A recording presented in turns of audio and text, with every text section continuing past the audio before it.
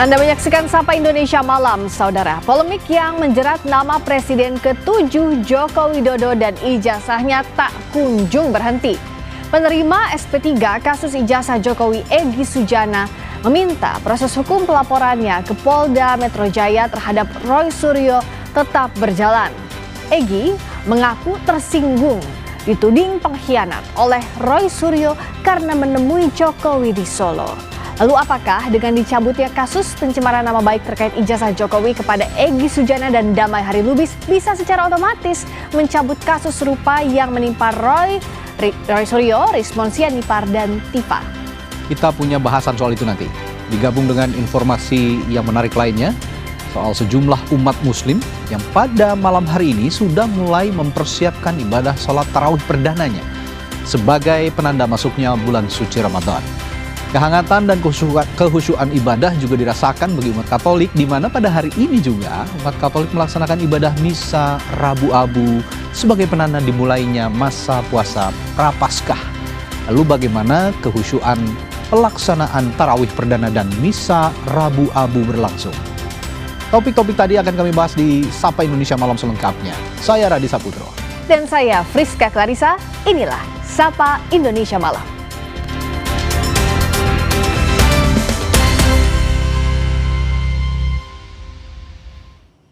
Informasi pertama, Saudara, kebakaran menghanguskan sebuah gudang ban bekas di kawasan Pondok Aren, Tangerang Selatan pada Rabu siang.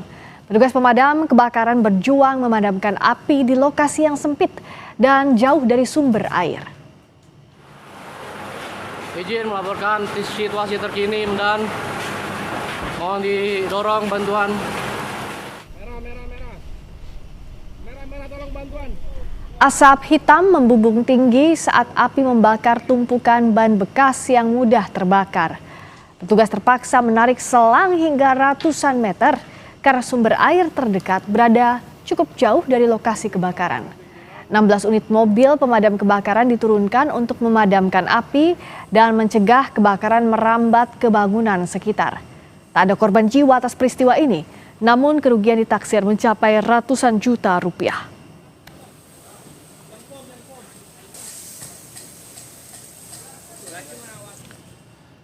Dua pekerja pemeliharaan gedung yang terjebak di gondola lantai 18 di Pademangan, Pademangan Timur, Jakarta Utara maksud kami, evakuasi berlangsung dramatis karena petugas menggunakan tali seling untuk mengevakuasi pekerja.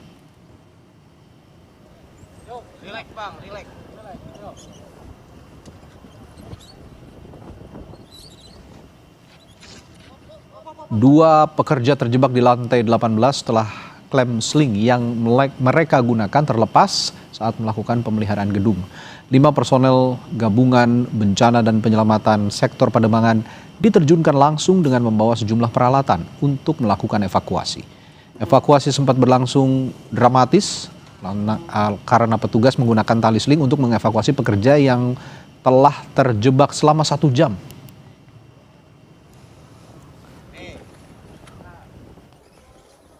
Dua orang pekerja yang sedang melakukan pemeliharaan gedung, namun ketika ingin naik ke atas, tali dari kren gondola tersebut mengalami trouble sehingga membuat putus dan tidak bisa menaik. Nah, kita mendapat laporan, kita meluncur dan kita alhamdulillah kita evakuasi, kita sampai dengan cepat, selamat dengan menggunakan rangkaian sistem jetrig. Jelaskan Bang, mereka terjebak di lantai berapa? Para pekerja terjebak di lantai 18 sehingga kita harus mengevakuasi untuk menaikkan ke lantai 19. Yang juga jadi perhatian, jalur utama Semarang Purwodadi lumpuh usai tanggul Sungai Tuntang jebol pada Senin sore. Arus air sungai akibat tanggul jebol mengarah ke desa di wilayah Kecamatan Godong, Grobogan, Jawa Tengah.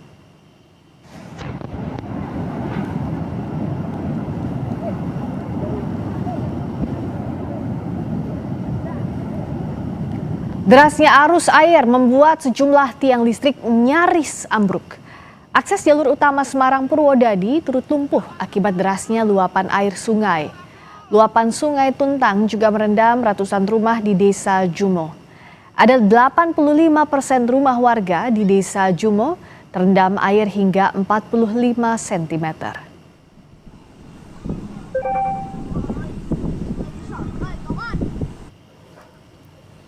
Pada Rabu siang, sejumlah alat berat sudah dikerahkan untuk perbaikan di lokasi jebolnya tanggul. Sejumlah pekerja nampak membongkar bambu dan kayu glugu yang disiapkan untuk memperbaiki tanggul. Target perbaikan tanggul diperkirakan berlangsung selama 1 pekan. 2 titik tanggul yang jebol memiliki panjang lebih dari 50 meter.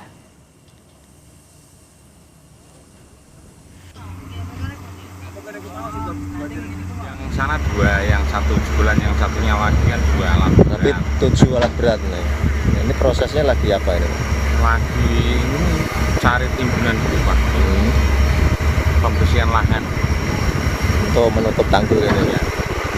Kira-kira butuh berapa lama untuk menutup ini? Cepatnya Pak. Kita di deadline 4 hari. Itu tiang listrik yang mau roboh. Tak hanya di wilayah Grobogan, jebolnya Sungai Tuntang juga mengakibatkan akses jalan utama penghubung ke Semarang ke Grobogan atau sebaliknya terputus. Pasca jebolnya tanggul, lumpur yang tebal serta jalan cor beton terkelupas panjang 50 meter. Untuk sementara waktu, akses jalan ini ditutup untuk diperbaiki.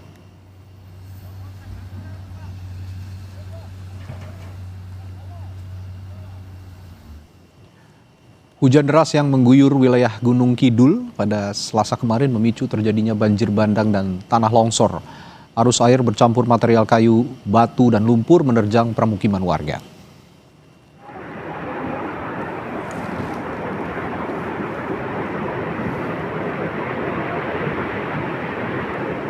Derasnya air menerjang permukiman warga Pendukuhan Jono, Kelurahan Tancep, Ngawen, Gunung Kidul, Yogyakarta.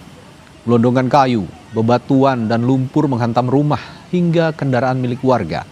Akibat bencana ini puluhan rumah dilaporkan rusak dan tertutup material lumpur tebal. Sebanyak 52 jiwa diungsikan untuk menghindari potensi longsor susulan dan luapan air.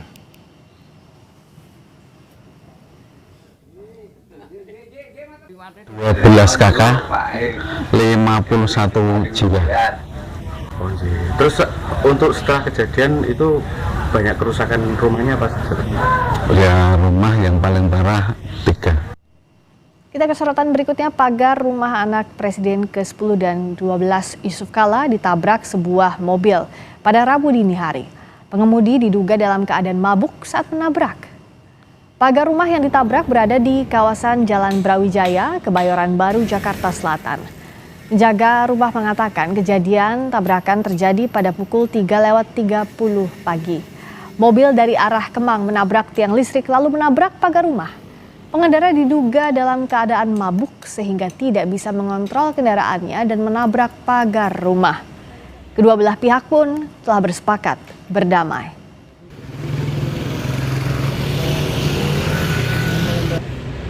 Jadi kejadian ini sekitar jam 3:30 pagi. Jadi mobil ini dari arah Kemang. Ya mungkin kondisi yang mengendarai mobil ini sedang mabuk. Jadi dia menghantam tiang ini, lalu langsung ke ini mobilnya, sampai ke dalam. Objek yang rusak apa aja Bang? Berarti hanya 2 itu? Jadi yang rusak ini kaca, terus pagar ini roboh ke dalam. Oh roboh, posisinya roboh gitu? Iya. Sementara itu polisi telah melakukan olah TKP untuk memastikan penyebab terjadinya kecelakaan itu. Kasih Humas Polres Metro Jakarta Selatan, AKBP Murodin menyatakan pihaknya telah menerima laporan kecelakaan mobil yang menabrak pagar rumah milik anak Wakil Presiden ke-10 dan 12 Yusuf Kala di Dharma Wangsa, Jakarta Selatan. Saat dilakukan olah TKP, polisi mendapati pagar rumah dan mobil yang mengalami rusak parah. Dugaan sementara, wanita pengemudi mobil mengantuk sehingga tidak dapat mengendalikan laju kendaraannya. Ia pun menambahkan pelaku berjanji akan mengganti kerugian atas kerusakan pagar rumah tersebut. Bahwa ada terjadi kecelakaan yang mana satu orang pengemudi menabrak pagar pagar rumah. Kejadian pada hari Rabu tanggal 18 Februari 2026 pukul 3.30. Yang mana pengemudi pada waktu itu kondisi dalam keadaan ngantuk, kemudian out control. Sehingga terjadilah kecelakaan menabrak bagian daripada pembatas rumah, yaitu pagar. Yang mana memang kendaraan itu mengalami kerusakan, termasuk juga pagar yang ditabrak juga mengalami kerusakan. Si penabrak ini akan mendatangi rumah korban untuk mempertanggungjawabkan segala kerusakan yang ada di sana. Saudara, pemilik toko kelontong di Maros, Sulawesi Selatan memilih tidak mengejar pencuri 2 tabung gas di tokonya karena khawatir bisa jadi tersangka akibat berupaya mengejar atau menangkap pelaku kejahatan.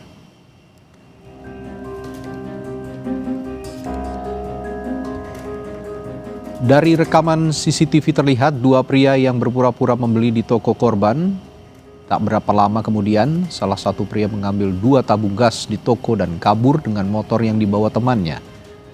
Pemilik warung hanya bisa terdiam dan kaget melihat aksi cepat pencurian itu. Ia mengaku enggan mengejar karena takut terjadi hal-hal yang tidak diinginkan dan maraknya informasi di media sosial tentang korban kejahatan yang justru menjadi tersangka karena berusaha menangkap pelaku kejahatan. Akibat kejahatan atau kejadian ini, pemilik toko mengaku mengalami kerugian sekitar Rp500.000. Pemilik toko memilih memviralkan rekaman CCTV dengan harapan pelaku dapat dikenali dan dapat segera ditangkap.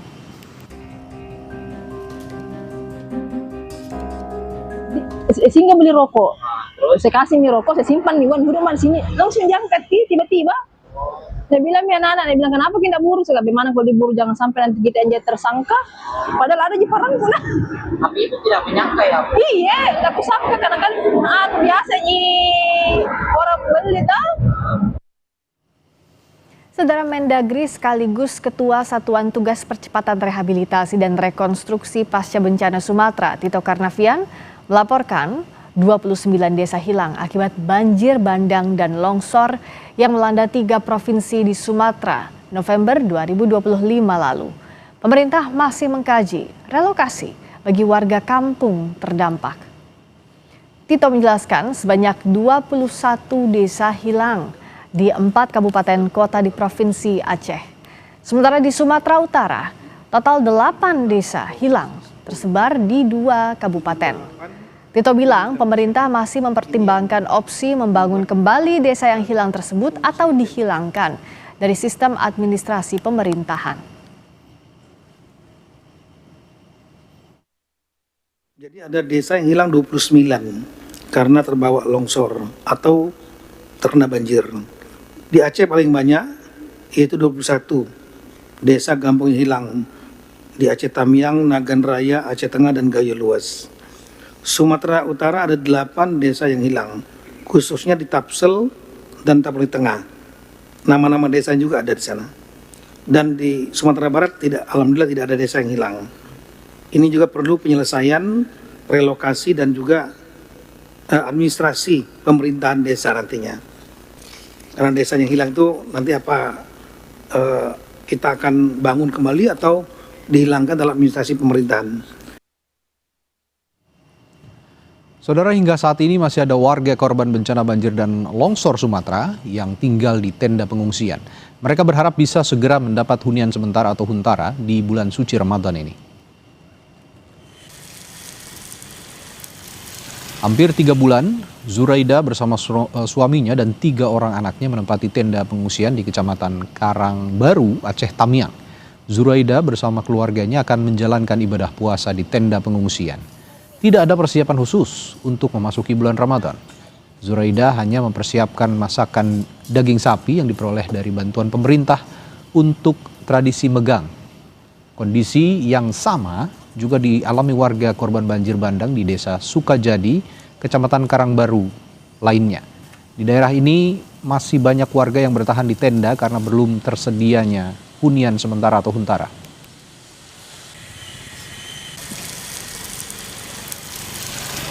Ya gitu lah, di sini kita di tenda mau persiapan puasa di tenda. Tetap harus marak ya. Untuk persiapan ini Biasa tradisi kita yang megang itu ya gimana nanti?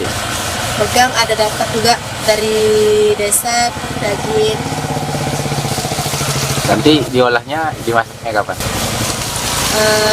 Nanti karena belum beli bumbu juga kan, mau beli bumbu dulu baru. Sementara itu banyak warga desa Menasah Raya, Pidijaya Aceh hingga kini masih berjuang untuk membersihkan rumah mereka dari lumpur sisa banjir bandang November tahun lalu. Salah satu warga desa Menasah, Muhammad Nur, mengaku hampir setiap hari berupaya membersihkan rumahnya dari sisa lumpur. Nur berharap dirinya bersama keluarganya bisa segera kembali menempati rumahnya. Ia ingin di bulan Ramadan ini bisa menjalankan ibadah puasa, berbuka dan sahur bersama keluarganya di rumah miliknya. Warga berharap ada bantuan dari pemerintah untuk membersihkan sisa lumpur banjir bandang tahun lalu. Puasa ini nggak bisa buka puasa di rumah nih Bang sama keluarga? Nggak bisa. Di barak lah buka puasa bersama. Kangen nggak Bang bisa buka puasa keluarga di rumah Bang sama bini sama anak? Kangen lah, apa nggak kangen kayak gini. Tidur bareng ya kan, sama-sama di rumah. Sahur Bang ya. Ini tempat tidur pun anak-anak tidur di Menasah. Aku di barak sama bini, sama yang kecil ya kan. Dua tersangka kasus ijazah Jokowi, Roy Suryo dan Rismon Sianipar, jadi ahli dalam sidang gugatan citizen lawsuit ijazah Jokowi di Pengadilan Negeri Solo. Namun Roy Suryo menolak untuk menjawab saat ditanyai oleh kuasa hukum Jokowi. Sebagai ahli pihak penggugat, Roy Suryo memaparkan hasil analisis dan penelitiannya soal ijazah Jokowi. Dalam paparannya, Roy menegaskan ijazah yang digunakan sebagai penelitian adalah unggahan dari kader PSI Dian Sandi. Hasilnya, menurut Roy, ijazah Jokowi dipastikan palsu karena tidak memiliki kemiripan yang identik dengan dua ijazah pembanding. Kehadiran Roy sempat dipertanyakan kuasa hukum Jokowi, YB Irfan. Ia keberatan dengan kehadiran Roy Suryo dan Rismon Sianipar karena merupakan tersangka dalam kasus yang terkait dengan ijazah Jokowi. Saat kuasa hukum Jokowi menyampaikan pertanyaan, Roy Suryo menolak menjawabnya. Apakah saudara pernah untuk melakukan wawancara terhadap dekan Fakultas Kehutanan terkait dengan adanya skripsi yang telah dibuat oleh Pak Jokowi yang menurut apa saudara lihat terdapat adanya ruang kosong yang tanpa tanda tangan itu? Apakah hal itu pernah saudara melakukan wawancara terhadap dekan Fakultas Kehutanan atau siapa yang silakan saudara ahli? Terima kasih sebelumnya tergugat. Izin majelis, saya baru pertama kali ini mengalami, karena saya sudah ratusan kali mengalami sebagai ahli, dan hanya beberapa di antaranya pihak yang tergugat atau pihak yang penuntut umum. Kalau sepanjang pengetahuan saya, kalau yang bersangkutan menyatakan keberatan atas kehadiran saya dan kemudian memberikan contoh kepada majelis, jadi ini kami keberatan, tolong dicatat. Apa maksud pertanyaan ini? Bapak kan keberatan dengan kehadiran saya. Kalau Bapak masih menanyakan kepada saya, apa gunanya jawaban saya? Bapak kan keberatan. Saya jelek-jelek begini sudah sering hadir di persidangan Bapak. Jadi kalau keberatan, ya saya juga otomatis keberatan untuk menjawab. Terima kasih. Baik yang mulia, karena ahli tidak bersedia untuk menjawab atas pertanyaan yang kami sampaikan, maka kami pun tidak akan menyampaikan pertanyaan atau minta pendapat, melainkan kami tetap menolak atas kehadiran ahli dan menyatakan menolak atas segala keterangan yang disampaikan di persidangan. Terima kasih. Sidang citizen lawsuit ijazah Joko Widodo di Pengadilan Negeri Solo juga dihadiri mantan Ketua MPR Amin Rais. Amin Rais datang dan ikut mendengar kesaksian Roy Suryo yang jadi ahli. Namun kepada wartawan, Amin Rais tidak memberikan keterangan apapun kepada awak media.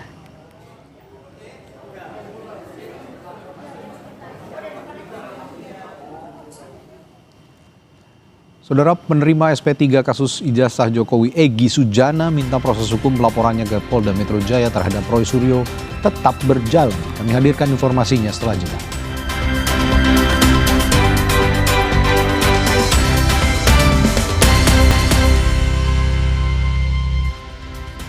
Masih di Sapa Indonesia Malam bersama saya Friska Clarissa. Penerima SP3 kasus ijazah Jokowi Egy Sujana minta proses hukum pelaporannya ke Polda Metro Jaya terhadap Roy Suryo tetap berjalan. Egy mengaku tersinggung dituding pengkhianat oleh Roy Suryo karena menemui Jokowi di Solo. Ditemui di Barreskrim Polri Rabu siang, Egy Sujana menyinggung kembali soal laporannya ke Polda Metro Jaya terkait dugaan fitnah dan pencemaran nama baik oleh Roy Suryo. Egy dan Damai Lubis sebelumnya melaporkan Roy Suryo dan Ahmad Kozinudin karena merasa disindir oleh ucapan Roy soal kehilangan 2 tuyul. Egy bilang Roy harus menjelaskan maksud kalimat membeli, sehingga tidak masuk dalam fitnah dan pencemaran nama baik. Egy juga bilang membuka kesempatan jika pihak Roy ingin minta maaf, namun ia pastikan hukum berjalan terus. Pengkhianat telah membeli. Ada diksi kata membeli. Menurut hukum, berapa jual belinya? Transaksinya di mana? Berapa besar saya dibeli? Nah, kalau dia tidak menjelaskan dengan jelas, maka itu namanya fitnah dan pencemaran nama baik. Harus rela dong diadili. Jangan nggak rela, jangan pakai jelasin maksudnya. Hukum tidak ada maksudnya. Hukum itu exactly apa yang tertulis, dan hukum adalah produk dari moral bangsa kita. Langsung saja kita perbincangkan bersama Damai Hari Lubis, penerima SP3 kasus ijazah yang juga Ketua Korlabi, dan ada Abdul Ghafur Sangaji sebagai pengacara Roy Suryo. Terima kasih sudah hadir kembali di Sapa Sama-sama, Indonesia Mbak Malam. Kita masih membahas bab tambahan dari kasus ijazah Jokowi. Nah, soal laporan ketersinggungan tadi ada Bung Damai juga kan di sana. Nah, bisa diceritakan Bang Damai, kenapa sih ini perlu diteruskan laporan polisinya soal ketersinggungan yang dialami oleh Bang Egy? Jadi begini, ini juga kebetulan menyangkut saya juga ya. Ya. Pertanyaannya kepada Bang Egy kan. Ya, dan juga Bang Damai juga tadi. Gitu. Ya. Karena saya nggak ngelaporin Roy. Yang Saya melaporkan Bang Egy. Bang Egy. Tadi kan mendampingi juga ke sana ya? Mendampingi, cuma saya memang melaporkan AK. Kasusnya hampir sama. Oke. Dengan Bang Egy. Bang Egy juga melaporkan AK. Ahmad Kozinudin. Ya. Ahli non litigasi. Jadi saya katakan bahwa jelas saja Bang Egy curiga tersinggung. Kalau curiga itu sudah dia buktikan dengan pelaporan ya, bahwa dia tadi yang dia katakan itu, saya juga nggak mau oper persepsi. Dia bilang kalau memang dia dibelinya berapa, kan ada transaksi, ya kan gitu. Dibelinya berapa, terus apa buktinya, di mana, karena apa kan gitu ya. Kenapa sih pertanyaan tadi kok dilaporkan? Ini kan ingin membersihkan nama baik, karena itu kan sebuah sebuah sejarah buruk bagi Egy dan juga mungkin bagi saya. Karena apa? Saya ikut di situ. Artinya kita kan sejarah nanti mencatat, apalagi yang mencatatnya ini adalah orang-orang lawan kita ini, atau publik umumnya boleh membuat sebuah buku. Apa tulisannya?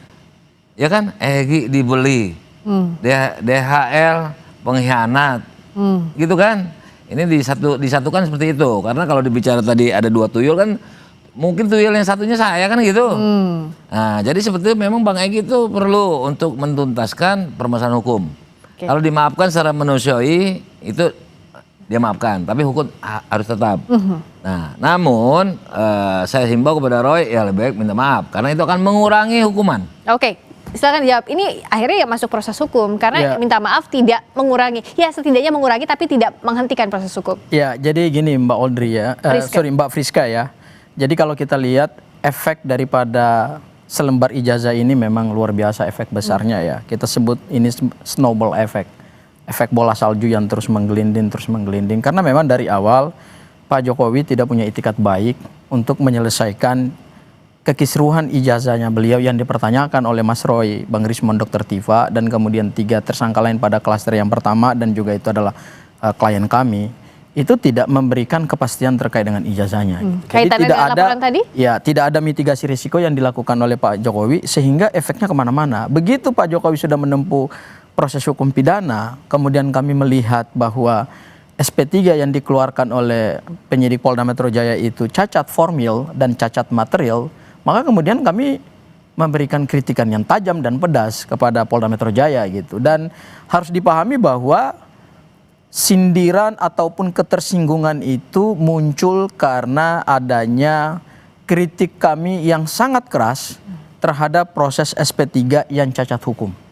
Ya, sehingga ada kalimat-kalimat atau diksi-diksi membeli. Jadi memang sehingga dia Mabes Polri untuk minta SP3 juga.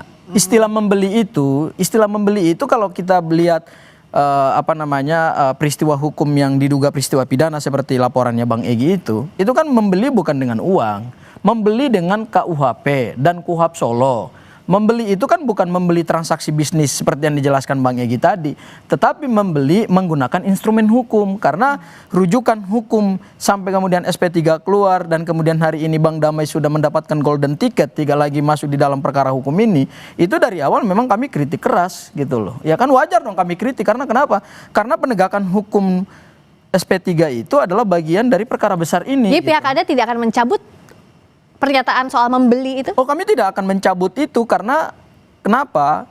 Itu adalah satu bentuk kritik terhadap penegakan hukum yang tidak sesuai dengan KUHP dan KUHP baru. Okay. Ya, jadi membeli itu harus dipahami. Jadi Bang Egy saya pikir juga mungkin penafsirannya terlalu berlebihan.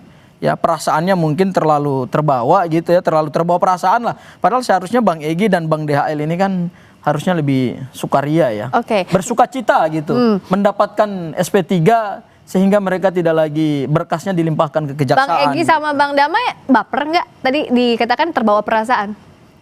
Ya dia kan nggak ngalamin, dia kan yang orang ikut-ikutan ini, ya kan ikut-ikutan di tim. Jadi kalau materi, substansi dia nggak paham, nggak bakal menjiwai betapa kita ini kerja keras menyusun, tiba-tiba Royu kita ajak, setelah itu dia bisahkan diri sebagai RRT, ya kan? Kami memang nggak ada hubungannya dengan TPWA, tapi pada suatu saat ketika dia sudah mulai merasakan ada gejala-gejala kritis, kami buktikan ya kami tetap bersatu, takbir katanya kan?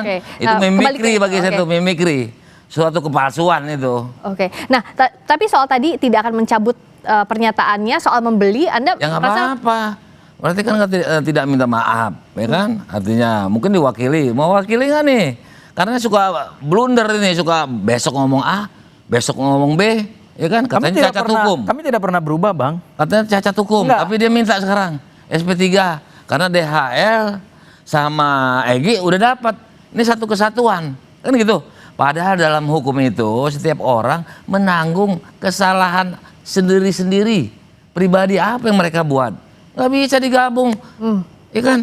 Nah, nanti kan ada penyertanya, ya kan pelaku utama, kan gitu. Apa ujung-ujungnya karena minta SP3 juga, Bang Sangaji? Minta SP3-nya pun salah, masa mintanya ke Irwasum? Ya, jadi perlu digarisbawahi bahwa tidak ada permintaan SP3, ya, tidak ada permintaan untuk menghentikan penyidikan. Yang ada adalah kami minta melalui otoritas yang punya kewenangan untuk mengkoreksi penegakan hukum ini. Karena kenapa? Kalau tadi disebutkan konsep hukum pidana adalah pertanggungjawaban pelaku, iya betul. Itu memang asas hukum pidananya seperti itu. Tetapi dalam konteks keluarnya SP3, kita menyandarkannya adalah pada hukum formil. Jadi beda-beda nih, acara pidana. Argumentasinya sama Refli Harun beda. Apa yang dianggap gak konsisten? Dia udah bukan pengacara RRT nih. Saya jelaskan dulu, Bang. Saya jelaskan dulu. Karena yang mengajukan itu kan RRT. Kami kuasa hukumnya Mas Roy bersama 3 tersangka lain pada klaster pertama. Ya, jadi clear itu ya. Yang mengajukan ini kan RRT. Tapi saya sudah berkomunikasi juga dengan beberapa tim kuasa hukum rekan kami yang lain di RRT, dan mereka sudah juga mengirimkan ke saya. Permohonan mereka sebenarnya adalah mengevaluasi penegakan hukum dalam konteks 2. Pertama adalah penetapan tersangka, kemudian yang kedua adalah mengevaluasi secara keseluruhan keluarnya SP3 gitu loh. Karena gini, SP3 itu keluar itu adalah bagian dari hukum acara pidana. Nah, ini hukum acara pidananya yang nggak dijalankan dengan baik nih oleh penyidik Polda Metro Jaya, yaitu pada ketentuan pasal 79 ayat 4, di mana ketika semua persyaratan restoratif justice itu sudah dipenuhi, maka pelapor harus mencabut laporannya, baru kemudian SP3-nya terbit. Kenapa laporannya harus dicabut? Ya karena itu perintah undang-undang, bukan maunya kami. Oke, menurut Anda ada cacat formil dan material? Jadi begini, ini keterangannya beda, jadi saya mau bantah yang mana, dia bilang nggak minta SP3, padahal Refli Harun bilang minta, cuma bukan melalui RJ, dia mengutip pasal 24, ya kan? Nah, SP3 itu tidak harus berbentuk RJ, banyak poin-poinnya.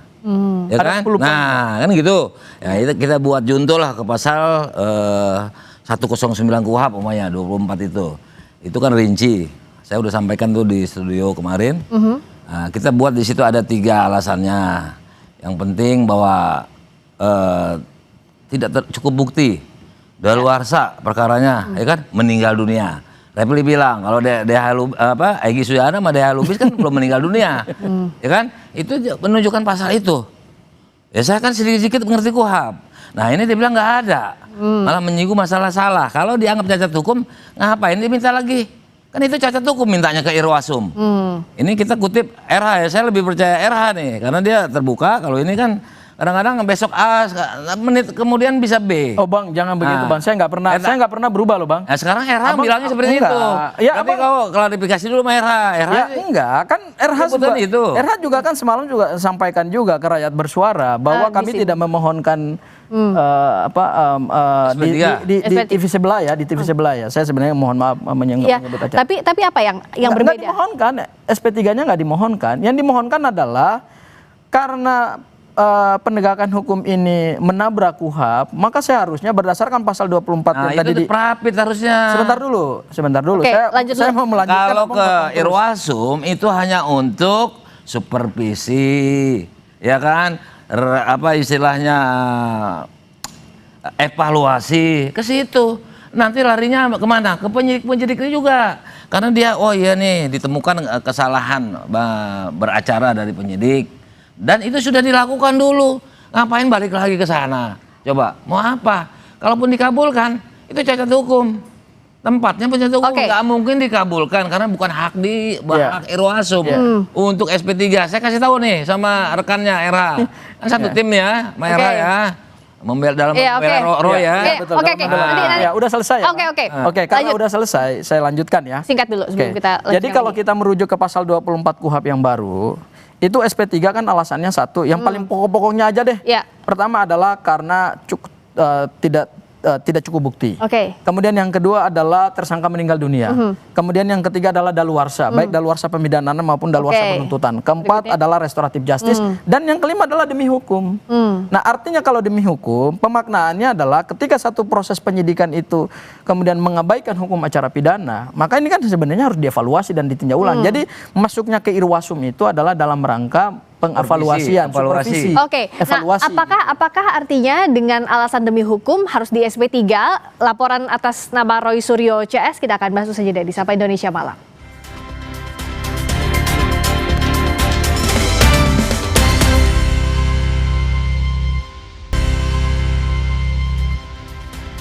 Kembali lagi di Sapa Indonesia Malam, masih bersama Damai Hari Lubis, penerima SP3 kasus ijazah, yang juga Ketua Korlabi, juga ada Abdul Ghafur Sangaji sebagai pengacara Roy Suryo. Jadi kalau menurut Bang Damai ini salah kamar apa gimana nih? Nah, jadi begini, menurut saya itu Refli Harun itu ibarat kita, ini analogi ya, punya uang banyak nih, mau simpan uang, tapi ke Posansip, ya kan? Bukannya ke bank. Nah, jadi dia minta SP3, itu datangnya ke Irwasum. Itu udah blunder namanya. Saya bingung juga itu. Apa cuma jaga ritme ya? Karena dalam artian gimana desakan dari dikembalikannya itu berkas P19, mungkin kan untuk menjaga itu atau mencari-cari, kita apresiasi tapi ya dalam rangka membela itu bukan seperti yang orang yang kepengen menggiring cleannya. Refli ingin membebaskan, saya salut di situ poinnya, itu substansi. Namun caranya salah polanya, gitu loh ya. Ke Irwasum itu hanya untuk evaluasi, ya kan, supervisi lah pembinaan ya, karena ditemukan. Tapi kalau SP3 ya mungkin segera dikeluarkan itu, menolak kalau mintanya ada poin itu ya. Nanti kita lihat lah ya. Tapi kalau dia Repli itu mengupas pasal 24 KUHP itu udah otomatis untuk SP3 kan gitu.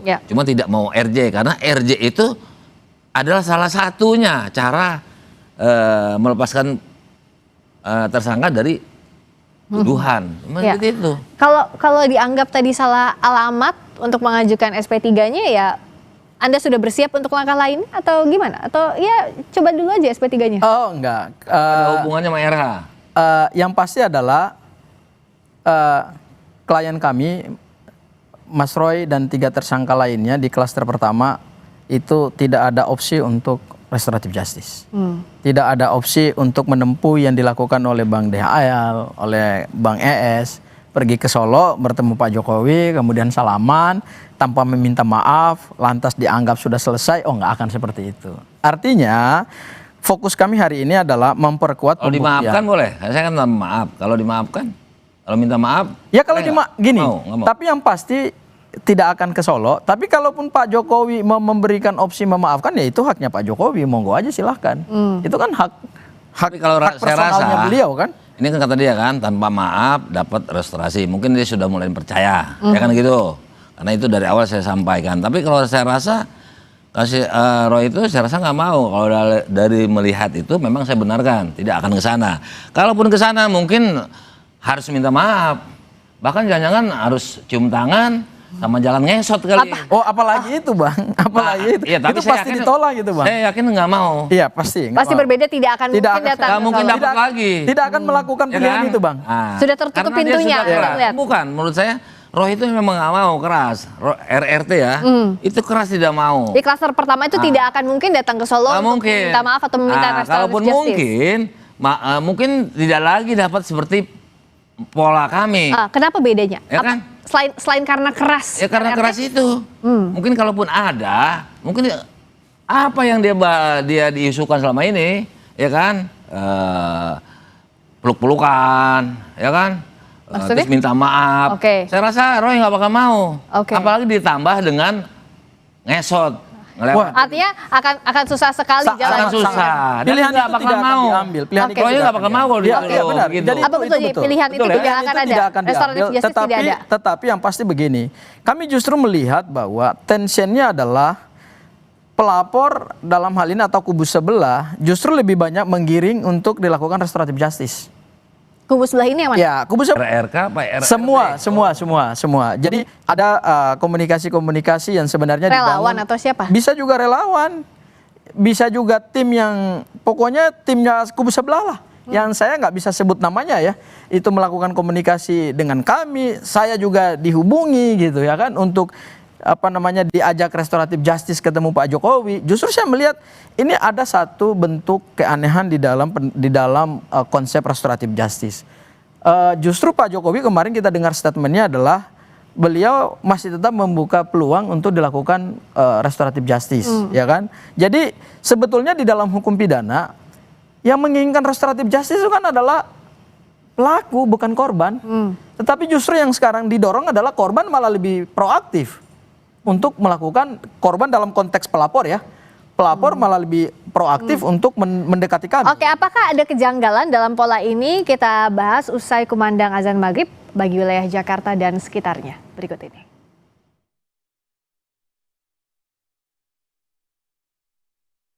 Bagian yang menjalankan khususnya di wilayah Jakarta dan sekitarnya.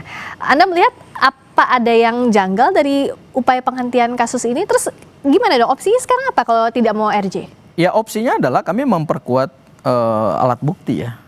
Karena demi kepentingan pembuktian kan.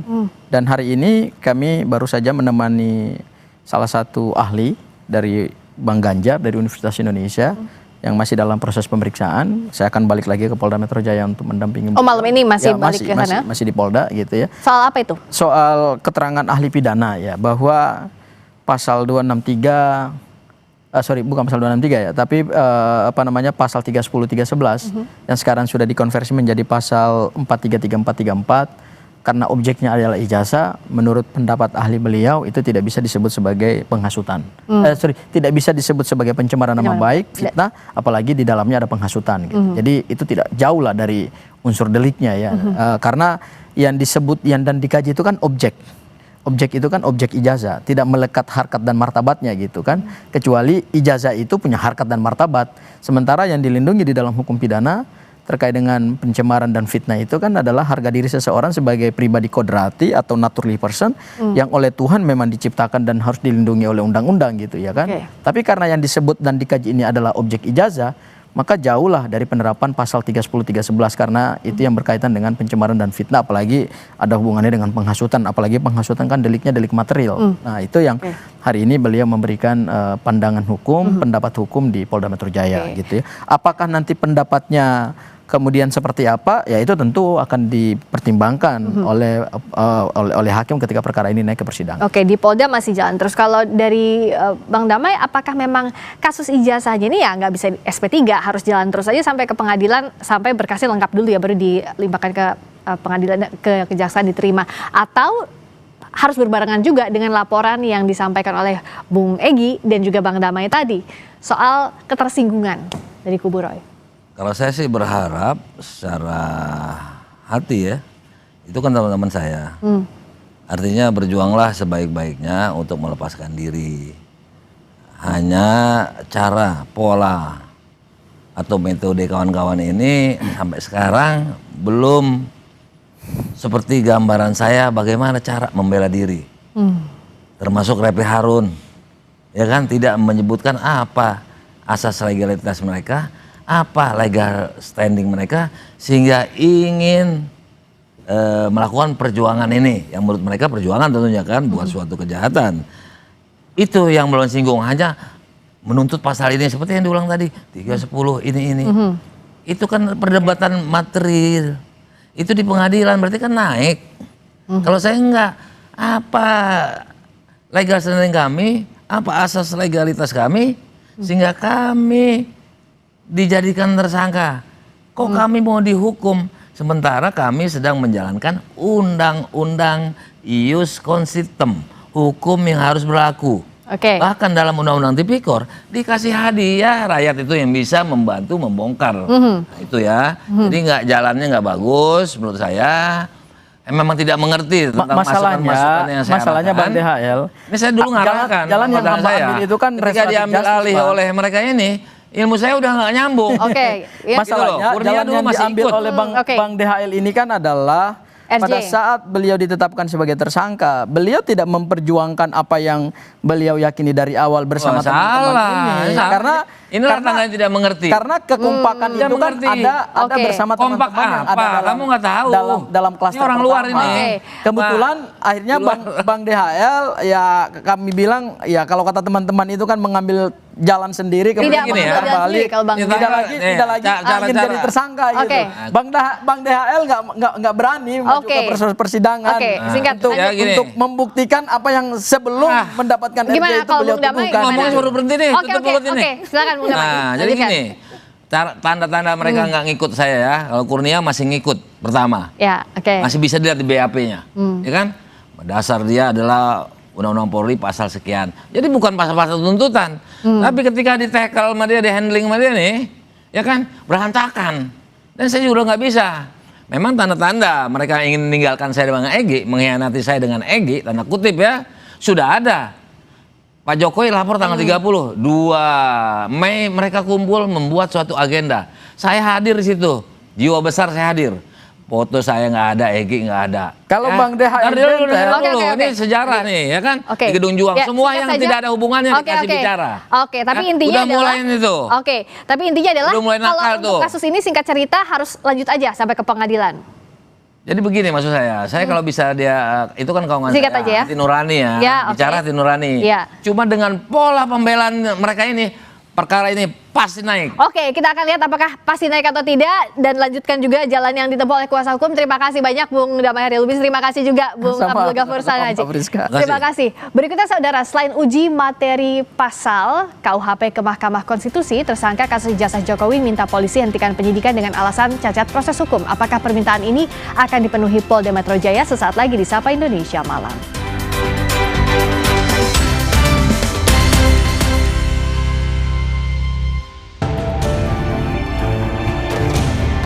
Jadi kata Pak Ugro, ini nggak bisa kalau nggak ini berarti cacat gitu loh. Nah, apakah Polri mau disebut cacat? Karena negara ini negara hukum, ada dasar hukum yang menyatakan seperti itu, silakan kami disampaikan. Ini menjadi bahan untuk gelar perkara penyidik. Gak ada masalah, memaafkan kan urusan pribadi, urusan hukum kan lain.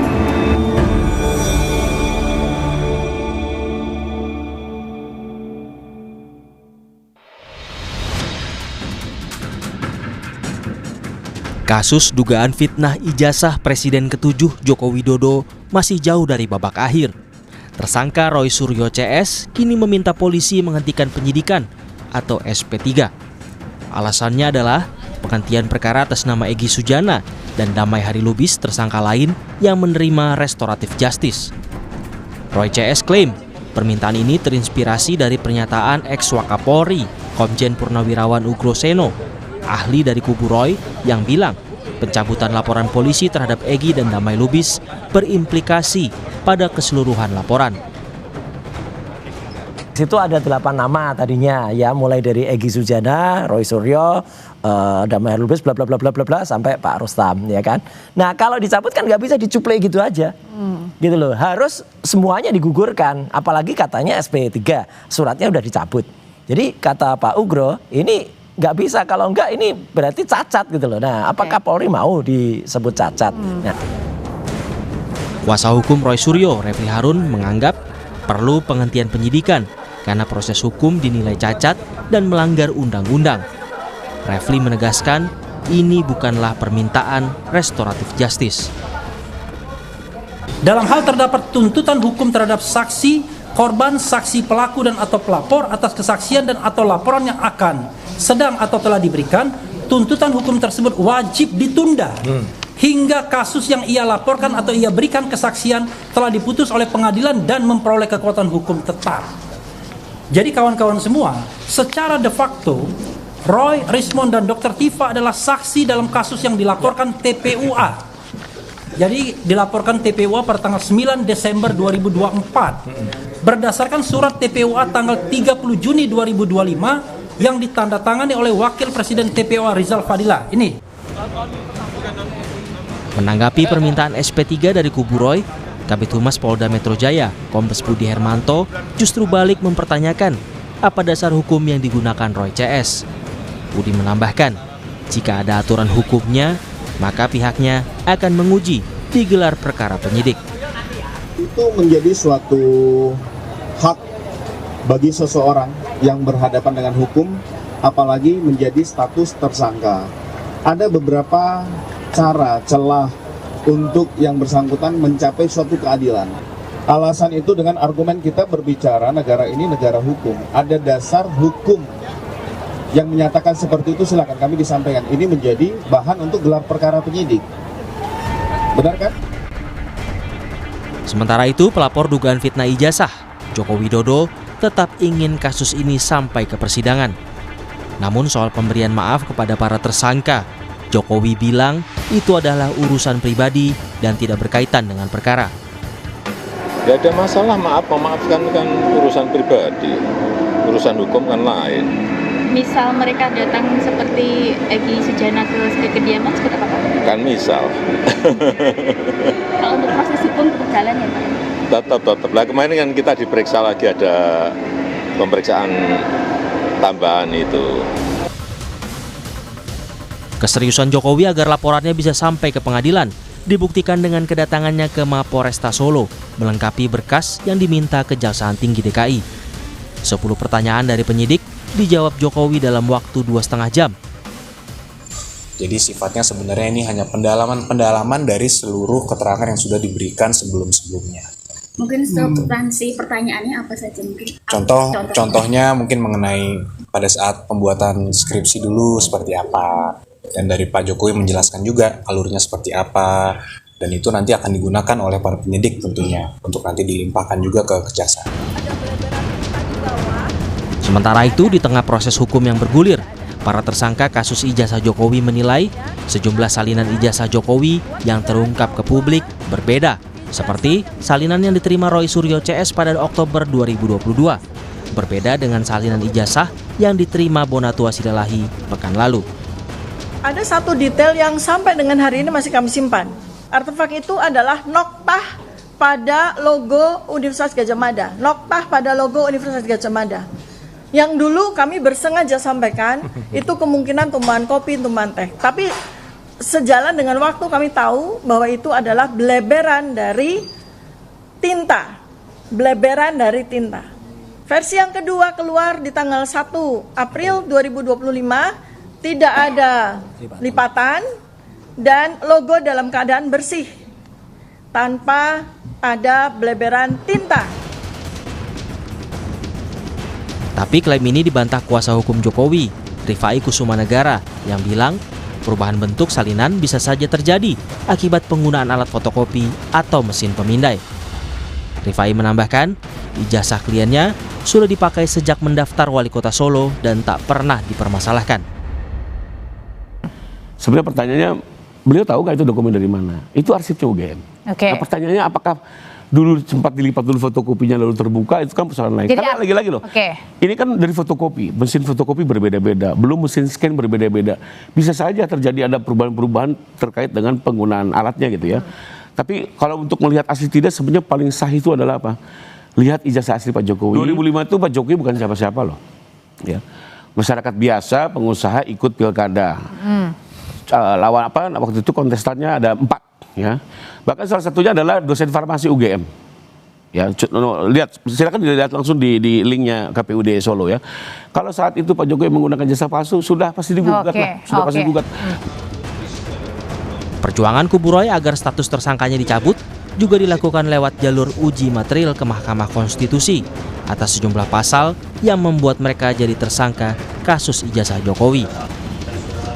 Dalam dalilnya, Roy, Rismond, dan Tifa yang mengklaim sebagai peneliti meminta agar MK memberikan batasan terhadap pasal-pasal tersebut dalam menjangkau urusan publik, khususnya penelitian mereka terhadap ijazah Presiden ke-7 Jokowi.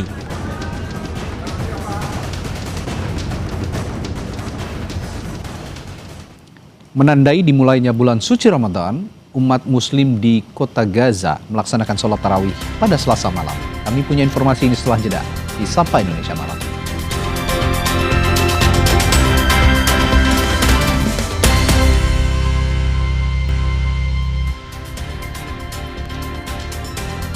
Saudara, Gereja Katedral Jakarta menggelar misa Rabu Abu yang menjadi momen penting sebagai tanda dimulainya masa Prapaskah bagi umat Katolik. Tema dari Paskah tahun ini adalah pertobatan ekologis, yaitu menjaga bumi dan ekosistemnya dari bencana alam dan kerusakan alam, dampak dari perbuatan manusia. Umat Katolik di seluruh dunia merayakan ibadah Rabu Abu atau yang juga disebut Prapaskah, yang menandakan dimulainya masa Prapaskah. Masa Prapaskah sendiri dimulai 40 hari sebelum Hari Raya Paskah, dan di Gereja Katedral Jakarta ibadah digelar sebanyak 4 kali, mulai dari pukul 6 pagi, pukul 12 siang, pukul 4.30 sore, dan terakhir pukul 7 malam. Masa Prapaskah atau masa pantang dan puasa dimulai dari Rabu Abu dengan mengoleskan abu yang dibakar membentuk salib dan dioleskan ke kening. Abu boleh dihapus setelah misa selesai. Tema dari masa Prapaskah ini adalah pertobatan ekologis, adanya kerusakan alam dan lingkungan. Umat memiliki kewajiban untuk menjaga alam dari perbuatan dan keserakahan manusia. Dan bagaimana selengkapnya jalannya misa Rabu Abu di Gereja Katedral Jakarta? Kita akan dengar laporan jurnalis Kompas TV Jonah Hamonangan yang berada di sana. Jonah, apa pesan bagi umat Katolik di rangkaian misa Rabu Abu pada malam hari ini, Jonah? Ya, Radi, pesan yang sangat indah dan tentu saja ini harus diamalkan khususnya bagi para umat Katolik di Rabu Abu, yaitu adalah pertobatan ekologis. Kalau kita melihat atau merefleksikan sepanjang tahun 2025 ini banyak sekali terjadi bencana ataupun musibah alam, dan ini menjadi pesan yang sangat kuat khususnya di Prapaskah ini, 40 hari menjelang Paskah, agar umat Katolik bisa puasa, bisa merenung, bisa berdharma, dan juga bisa merefleksikan terkait dengan apa pesan terkandung. Jadi apa yang ingin disampaikan khususnya dalam ibadah ini yaitu adalah manusia lebih mencintai alam, lebih mencintai lingkungan, menjaga dan melestarikan. Dimulai dari hal kecil, mulai dari membuang sampah pada tempatnya dan juga mungkin tidak menebang pohon dan mulai merawat alam seperti kita menanam pohon ataupun kita memahami bagaimana sistem atau ekologis pekerjaan. Ini sangat baik dalam rangka untuk mencegah atau meminimalisir ataupun mengantisipasi adanya bencana. Kalau kita lihat memang di awal 2026 ini pun sudah ada seperti adanya bencana alam, dan ini menjadi penekanan khususnya bagi para umat agar lebih mencintai alam. Di sini tempat kita tinggal, kita bersanding dengan alam, tentu saja ini menjadi saat yang paling penting untuk bisa lebih mencintai alam. Jadi inilah saat yang paling baik menjelang Paskah, kita lebih bisa mencintai alam, mencintai lingkungan sebagai salah satu cara untuk bisa mencintai Tuhan, khususnya dengan cara mencintai alam terlebih dahulu. Dan ini pun dibalut dengan tema adalah pertobatan ekologis. Dan tentu saja terkait dengan ibadah, ini masuk ibadah terakhir pukul 7 malam. Kalau kita lihat ini tidak seramai pukul 16.30, tapi yang pasti adalah saat-saat terakhir mungkin bagi masyarakat yang ingin beribadah, inilah saat terakhir sebelum dimulai pada pukul 7 malam khususnya di Gereja Katedral Jakarta ini. Radi? Ya, pesan yang sangat relevan dan mendalam tentu saja harus diamalkan pada misa Rabu Abu, yakni pertobatan ekologis. Ini sangat relevan dengan bencana alam yang akhir-akhir ini terjadi di Indonesia, bahkan mulai akhir tahun lalu hingga awal tahun 2026 ini. Ini sungguh pesan yang harus kita amalkan. Terima kasih Jonah Hamonangan melaporkan langsung dari Gereja Katedral Jakarta. Saudara, menandai dimulainya bulan suci Ramadan, umat Muslim di kota Gaza melaksanakan sholat tarawih pada Selasa malam. Sholat tarawih dilaksanakan di salah satu ruangan masjid yang telah dibersihkan setelah sempat rusak parah selama 2 tahun di bawah serangan Israel. Pada Selasa malam, sejumlah warga berbondong-bondong menuju Masjid Agung Omari Kota Gaza untuk melaksanakan sholat tarawih. Masjid ini adalah salah satu dari puluhan ikon Gaza yang hancur dan rusak selama perang. Masjid perlahan-lahan mulai dibersihkan untuk menyambut Ramadan. تغير حاجات كثيرة، ما ضلش حاجة على ما كانت عليه. الردم والهدم يعني ما ضلش حاجة على ما كانت عليه أول. وإن شاء الله ربنا راح نعيد ترميمها وإعادة بنائها إن شاء الله تعالى. Sementara di dalam negeri, tepatnya di Masjid Istiqlal Jakarta, bersiap menggelar ibadah tarawih pertama pada Ramadan 1447 Hijriah. Sejumlah persiapan terus dilakukan oleh pengelola Masjid Istiqlal menjelang sholat tarawih di malam pertama Ramadan. Menteri Agama Nasaruddin Umar akan mengisi kultum pada malam hari ini dengan topik Ramadan Hijau, Ramadan Bersama. Selama Ramadan, Masjid Istiqlal juga akan menggelar buka puasa bersama termasuk itikaf untuk umum di 10 hari terakhir puasa.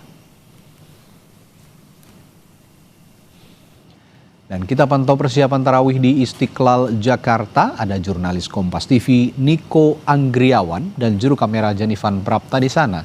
Niko, jelang tarawih perdana di malam Ramadan pertama ini, bagaimana kondisi di Masjid Istiqlal? Benarkah nanti informasinya Menteri Agama akan memberikan kultum katanya? Ya, kalau misalnya kita melihat situasi di Masjid Istiqlal tadi juga saudara menjelang tarawih perdana di malam pertama Ramadan 2026 ini jemaah sudah memadati Masjid Istiqlal sejak sekiranya pada pukul 17 waktu Indonesia Barat.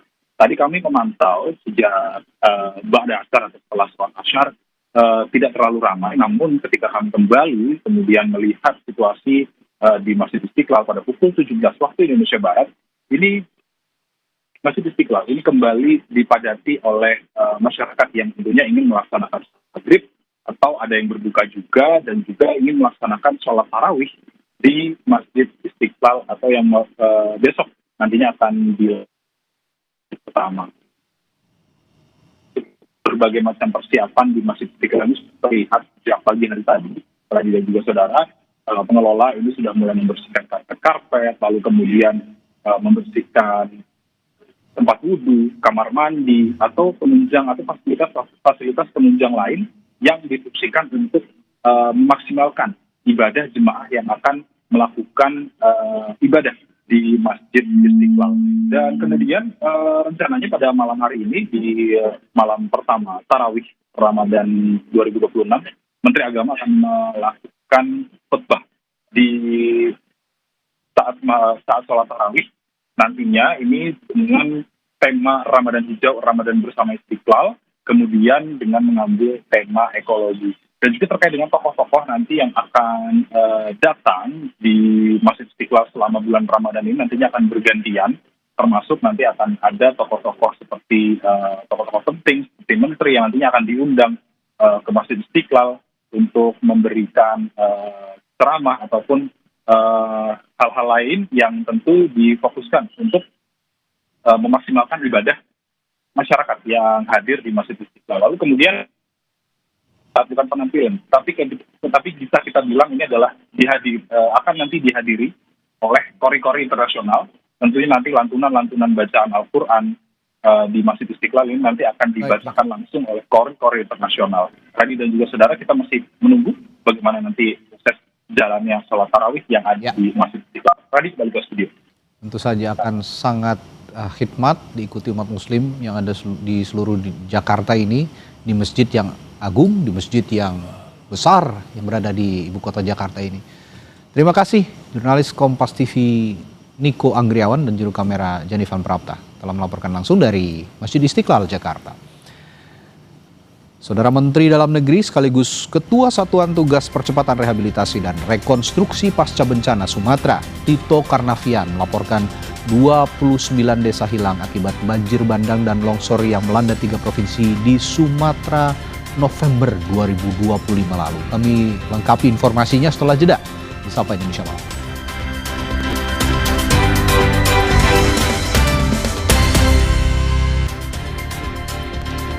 Mendagri sekaligus Ketua Satuan Tugas Percepatan Rehabilitasi dan Rekonstruksi Pasca Bencana Sumatera, Tito Karnavian, melaporkan 29 desa hilang akibat banjir bandang dan longsor yang melanda 3 provinsi di Sumatera pada November 2025 lalu. Pemerintah masih mengkaji relokasi bagi warga kampung yang terdampak. Tito menjelaskan sebanyak 21 desa hilang dan di 4 kabupaten kota di Provinsi Aceh. Sementara di Sumatera Utara total ada 8 desa hilang tersebar di 2 kabupaten. Tito bilang pemerintah masih mempertimbangkan opsi membangun kembali desa yang hilang tersebut atau dihilangkan dari sistem administrasi pemerintahan. Jadi ada desa yang hilang 29 karena terbawa longsor atau terkena banjir. Di Aceh paling banyak yaitu 21 desa kampung yang hilang di Aceh Tamiang, Nagan Raya, Aceh Tengah, dan Gayo Luas. Sumatera Utara ada 8 desa yang hilang, khususnya di Tapsel dan Tapeli Tengah. Nama-nama desa juga ada di sana. Dan di Sumatera Barat alhamdulillah tidak ada desa yang hilang. Ini juga perlu penyelesaian, relokasi dan juga administrasi pemerintahan desa nantinya. Karena desa yang hilang itu nanti kita akan bangun kembali atau dihilangkan dalam administrasi pemerintahan.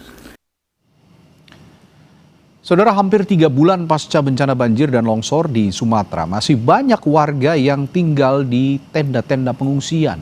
Banyak juga warga yang masih berjuang membersihkan rumah mereka dari sisa lumpur. DPR mendorong percepatan pemulihan dampak bencana Sumatera bisa selesai. sebelum Lebaran. Kita bahas bersama Wakil Ketua DPR RI yang telah bergabung malam hari ini, Saan Mustafa. Selamat malam, Kang Saan. Malam. Baik. Baik, Kang Saan, tadi sudah rapat ya dengan Mendagri, dengan Pak Tito, dan Pak Tito menyebut seperti berita yang tadi saya sampaikan juga, ada 29 desa yang hilang akibat bencana banjir dan longsor di Sumatera yang lalu ini. Gimana menurut Kang Saan penanganan terhadap warga di desa yang hilang ini sejauh ini, Kang Saan? Ya, tadi kita bahas ya, Satgas percepatan dan pasca bencana dengan Satgas dari pemerintah.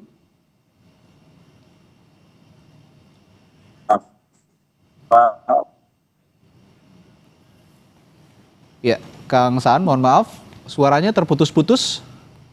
Ini kami coba untuk perbaiki sambungan komunikasi dengan Kang Saan. Terputus-putus dan cenderung hilang tadi.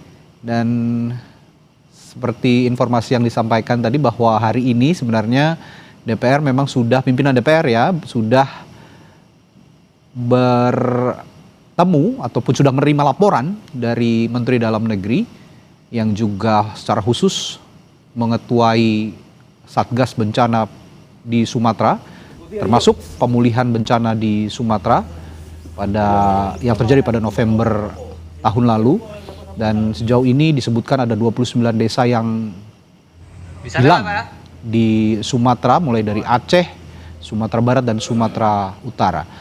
Satuan Tugas Pemulihan Pasca Bencana DPR ini juga mendorong pembangunan hunian sementara atau huntara untuk korban bencana Sumatera dapat selesai sebelum Lebaran nanti. Dan hal ini menjadi salah satu kesepakatan antara DPR dengan Satuan Tugas Percepatan Rehabilitasi dan Rekonstruksi Pasca Bencana Alam Sumatera pemerintah.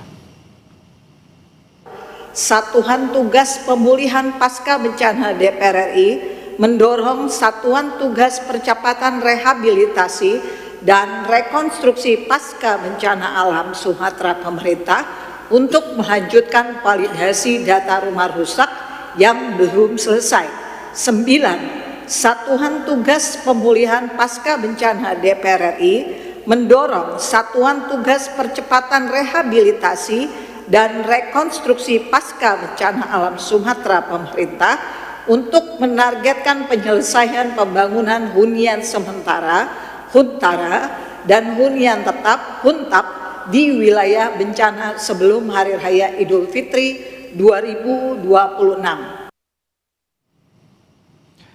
Ketua Satgas Percepatan Rehabilitasi dan Rekonstruksi Pasca Bencana Sumatera Tito Karnavian mengungkap ada bantuan dari diaspora Aceh untuk korban bencana Sumatera berupa bahan pangan hingga pakaian baru. Namun bantuan bernilai miliaran rupiah itu masih tertahan izin dari pihak Bea Cukai. Ada minyak goreng 3.000 liter senilai 1 miliar, gula pasir sekitar 50 juta rupiah, air mineral 672 juta rupiah, halaman 66 ya. Makanan siap saji ada 5.000 dus, ini 1 miliar, yang banyak adalah pakaian baru. Pakaian baru 3.000 karung 126 miliar. Al-Quran senilai 1 miliar, ada kloset toilet 4,8 miliar. Nah ini yang mereka mohon bisa dikirimkan ke pelabuhan di Lok Semawe dari Port Klang. Barangnya sekarang sudah ada di Port Klang. Namun kami sudah mengirim surat kepada Dirjen Bea Cukai, Kementerian Keuangan.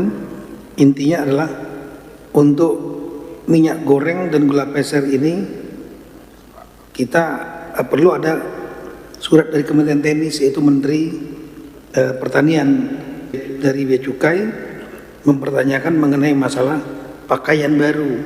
Pakaian baru ini nilainya cukup tinggi, 3.000 karung, bukan pakaian bekas, tapi 166 miliar. Nanti bisa dicek sama-sama dengan Bea Cukai di Pelabuhan Krung Kekeh di Kota Lok Semawe. Jadi kami mohon dengan segala hormat dari pimpinan DPR untuk menjaga hubungan baik ini keluarga. Ya, berdasarkan data terkini hari ini, ada pengungsi yang tersisa sebanyak 12.994 jiwa. Ini diantaranya 12.144 jiwa ada di Provinsi Aceh dan 850 lainnya ada di Provinsi Sumatera Utara. Sementara untuk Sumatera Barat kabarnya sudah mendekati nol meskipun masih ada warga yang masih mondar-mandir ya dari pengungsian ke rumahnya untuk sekedar membersihkan sisa-sisa ataupun puing-puing harta benda mereka yang masih bisa diselamatkan dan juga lumpur, material lumpur yang masih berada di rumah mereka dibersihkan juga. Ya, kita akan sapa kembali Wakil Ketua DPR Saan Mustapa yang akan juga menjelaskan bahasan yang dibicarakan dengan Mendagri tadi siang. Selamat malam, Kang Saan, sudah bisa mendengar suara saya? Malam. Oke, baik. Ya, bisa dilanjutkan kembali tadi penjelasannya Kang Saan bahwa hasil yang sudah didapatkan dari pembicaraan dengan Pak Tito tadi siang bagaimana? Ya, pertama terkait dengan menghadapi ya bulan Ramadan dan nanti Hari Raya Idul Fitri, kita tadi sudah sepakat bahwa mereka yang masih ada di tenda pengungsian yang jumlahnya hampir 12 ribuan lebih ya, terutama di Aceh, itu bisa masuk di hunian sementara atau huntara itu sebelum Hari Raya Idul Fitri. Jadi mereka sudah bisa masuk ke huntara. Itu yang kita sepakati secara bersama-sama. Dan tadi dari Satgas Pemulihan dan Rekonstruksi pasca bencana juga mereka menyanggupi untuk melakukan itu. Ini yang pertama yang memang menjadi fokus perhatian kita semua. Dan juga terkait dengan soal bantuan-bantuan yang terkait dengan kehidupan mereka secara langsung. Jadi itu juga kita meminta untuk segera diselesaikan. Ya, terutama jelang Ramadan ini ya, Kang ya? Ya, jelang Ramadan ini kita minta diselesaikan semua. Dan Kementerian Sosial tadi ada Menteri Sosial dan juga dari Menteri Keuangan, Satgas sendiri, BNPB, mereka sudah juga.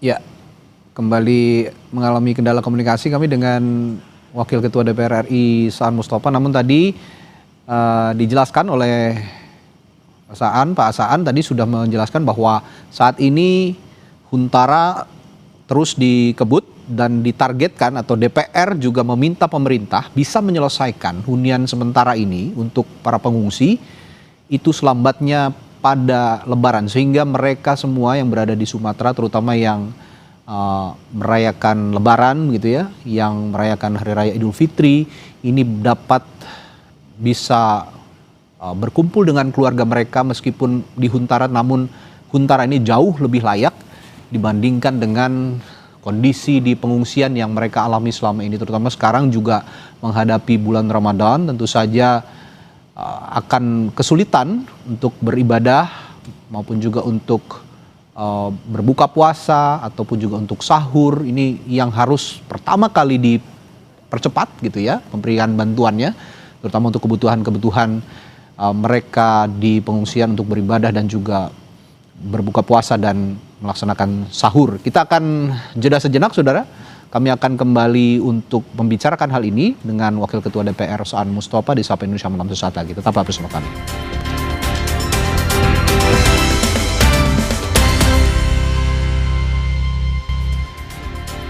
Ya, kita lanjutkan perbincangan dengan Wakil Ketua DPR RI Saan Mustapa. Tadi Kang Saan sudah mengatakan bahwa kalau untuk huntara ini DPR sudah clear begitu ya. Huntara ini harus Lebaran selesai pembangunannya dan semua pengungsi dapat mengungsi atau menempati huntara. Tapi yang jadi tekanan juga tadi soal kebutuhan hidup para pengungsi yang kini ditinggal di pengungsian di masa Ramadan ini. Apa yang bisa ditekankan kepada pemerintah Hasan untuk bisa memenuhi kebutuhan hidup para pengungsi pada bulan Ramadan ini? Ya, tadi juga sudah disepakati antara DPR dan pemerintah ya, terkait dengan soal kebutuhan sehari-hari mereka yang terdampak, terutama yang ada di pengungsian maupun yang di Huntara maupun yang ada di hunian tetap. Kebutuhan mereka sehari-hari seperti logistik ya, baik untuk kebutuhan primer mereka, dari mulai kebutuhan sembako, peralatan rumah tangga dan sebagainya, dan juga lauk pauk ya dalam bentuk dana tunai, tadi juga sudah kita sepakati untuk segera disalurkan.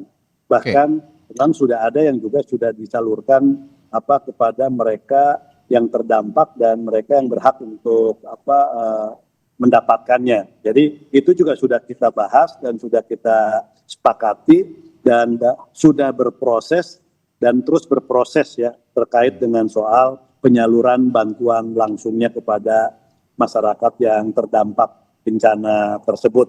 Jadi itu pun sekali lagi itu pun udah kita putuskan secara bersama-sama dan ini udah berjalan. Oke. Termasuk halo ya. Ya, silakan Kang. Ya, termasuk yang lain-lain, termasuk misalnya terkait dengan soal TKD ya.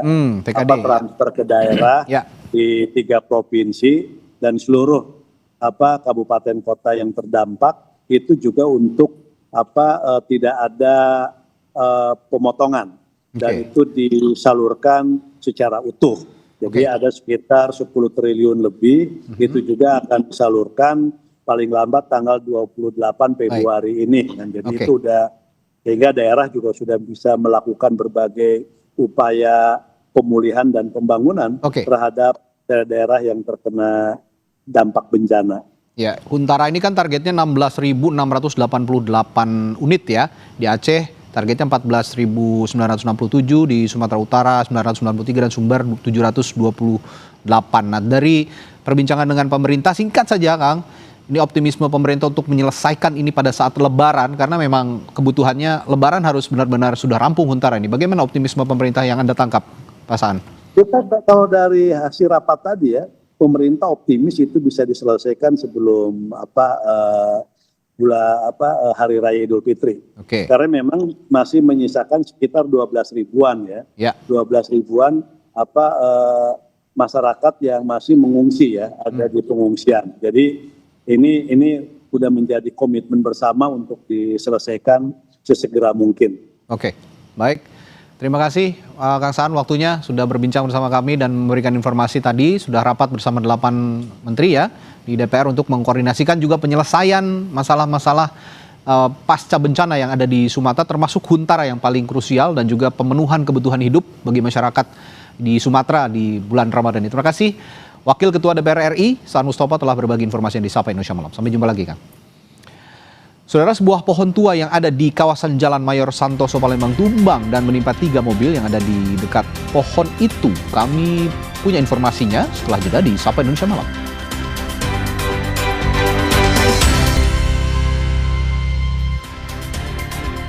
Saudara, sebuah pohon tua yang ada di kawasan Jalan Mayor Santoso Palembang tumbang dan menimpa 3 mobil yang ada di dekat pohon tersebut. Tidak ada korban jiwa, namun 3 mobil rusak.